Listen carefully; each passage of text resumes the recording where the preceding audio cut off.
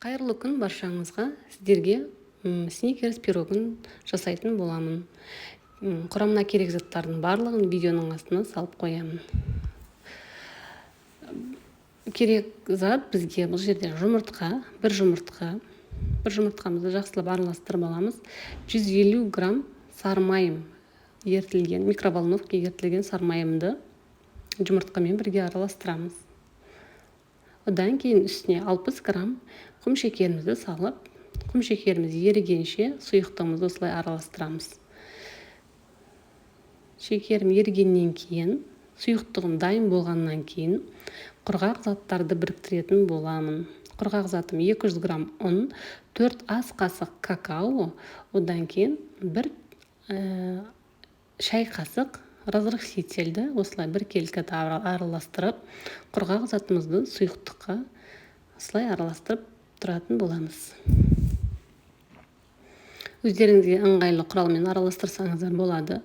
Қамырдың басы шамалы біріктірілгенше, тестамыз дайын болғанша.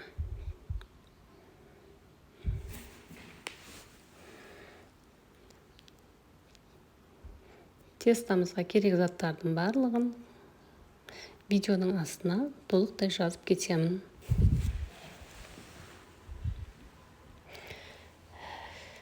Достар, мына одан кейін өздеріңіз ыңғайларыңызша қолыңызбен осылай жақсылап басын біріктіріп илеп алсаңыздар болады. Тестасы өте әдемі, жұмсақ болып шығады.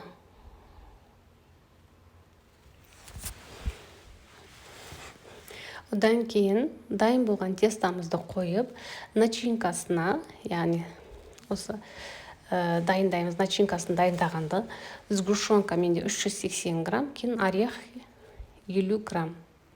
Сгущенканы мүмкіндігінше қоюын алғандарыңыз дұрыс. Екеуін осылай жақсылап араластырып аламыз, орех пен сгущенканы. Одан кейін дайын болған тестамызды бөліп алдым, үлкенірек қылып, кішкене шағын алып қалдым. Үлкен тестаны осылай менде 24 диаметрлік лист бұл жерде, соған жақсылап жаямыз, бір келкетіп жайып аламыз. Қамырды көріп тұрсыздар, жайған кезде өте әдемі болып жайылып жатыр. Себебі тестамыз жұмсақ болып шығады.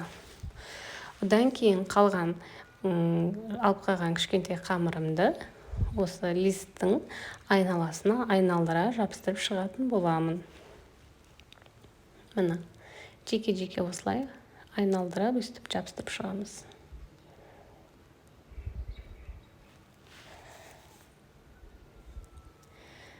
Дайын болған тестамызды осы уақытқа дайындап жатқан кезде мен айта кетейін, тестамды дайындап жатқан кезде мен печкамды 200 градусқа қойған болатынмын. Пирог өте жылдам піседі, енді әркімнің печкасына әрқалай болады. Жарты сағатта да пісіп қалады, болмаса 25 минутта пісетін болуы мүмкін, печкаға байланысты. Мен 200 градусқа қосып, печкамды қыздырып дайындап жатырмын бұл уақытта. Міне начинканы үстіне осылай саламызды бір келкетіп, одан кейін дайын болған пирогымызды қызып тұрған печкаға 25-30 минутқа салып пісіріп алатын боламыз.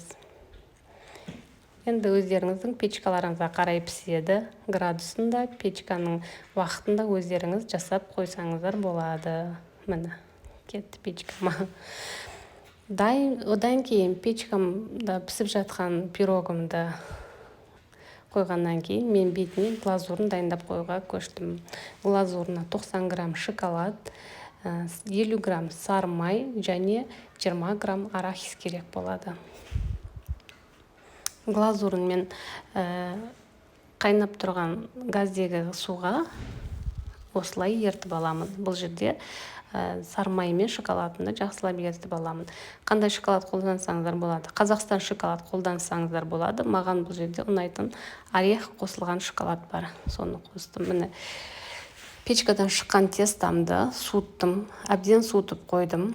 Одан кейін барып глазурды осылай жақсылап араластырып жеріп, арахисмен бірге дайындап суыған тестаға бетіне құйып шығатын боламыз. Тесталарыңыз бұл жерде жақсылап суысын, ыстықтай глазурын құймаңыздар. Глазур да мұздай болсын, салқындасын. Себебі нені сгущенка бұл жерде қату керек бізде суығаннан кейін. Содан кейін барып глазурын құясыздар. Ыстық күйінде қолданбаймыз тестаны да, глазурын да ыстық күйінде қолданбаймыз. Мүмкіндік болса, тесталарыңызды печкадан алғаннан кейін, шамалы суығаннан кейін холодильникке 1 сағат салып алсаңыздар да болады, толықтай суу үшін. Міне достар, глазурынды осылай құйдым да, одан кейін барып дайын болған пирогымды мен морозильникке 1-2 сағат салып алдым. Дайын болған пирогымызды морозильниктен алып, кесіп қойсаңыздар болады. Сау болыңыздар, жасап көріңіздер.